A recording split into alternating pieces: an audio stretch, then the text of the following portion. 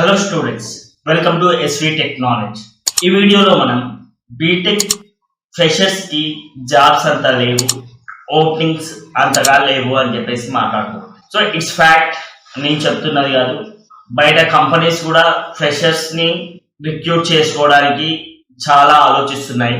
ఇదంతా ఎందుకు, రీజన్స్ ఏంటి, అవన్నీ కూడా ఈరోజు మాట్లాడదాం మనం. దానికంటే ముందు ఒకవేళ మీరు మా ఛానల్ని ఫస్ట్ టైం విజిట్ చేస్తున్నట్లయితే please do subscribe my channel. Okay, so BTech freshers కి జాబ్ లేకపోవడానికి కారణాలు చాలా ఉన్నాయి. అందులో ఒక 4-5 ఈ రోజు నేను డిస్కస్ చేస్తాను. ఫస్ట్ వన్ వచ్చేసి స్కిల్ మిస్ మ్యాచ్. జాబ్ లో మనం ఏదైతే వర్క్ చేయాలో, కంపెనీలో మనం ఏదైతే వర్క్ చేయాలో అది మనకు కాలేజ్లో నేర్పించట్లేదు. It's very clear. సో 100 కాదు 200% ఇది నిజం. ఎందుకంటే ఒక 10 years బ్యాక్ నేను ఏవైతే కోర్సెస్ చదివానో, C++, జావా, లేకపోతే DBMS కావచ్చు, COA కావచ్చు, సో ఇలాంటి సబ్జెక్ట్స్ ఏవైతే ఉన్నాయో ఇప్పటికీ అవే సబ్జెక్ట్స్ బీటెక్ కాలేజీలలో కంటిన్యూ చేస్తూ ఉన్నారు.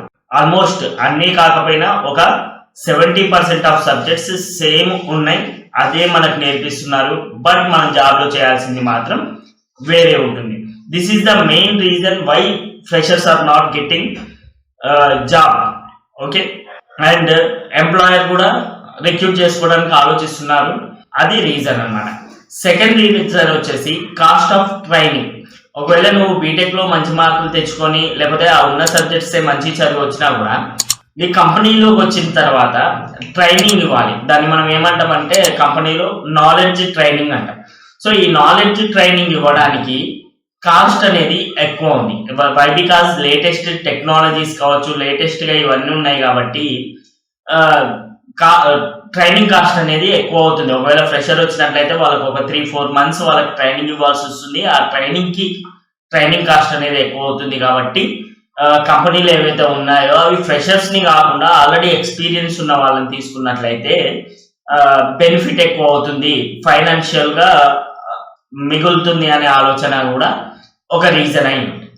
సో థర్డ్ రీజన్ వచ్చేసి స్విచ్చింగ్ జాబ్. ఎప్పుడైతే ఒక ఫ్రెషర్ ఉంటాడో ఆ ఫ్రెషర్ కంపెనీలోకి వచ్చినప్పుడు జాబ్ నేర్చుకున్న తర్వాత, నాలెడ్జ్ ట్రైనింగ్ ఇచ్చిన తర్వాత కంపెనీలో మాక్సిమం 1 year 2 year వర్క్ చేసిన తర్వాత అతను ఏం చేస్తున్నాడంటే జాబ్ స్విచ్ అవుతున్నాడు.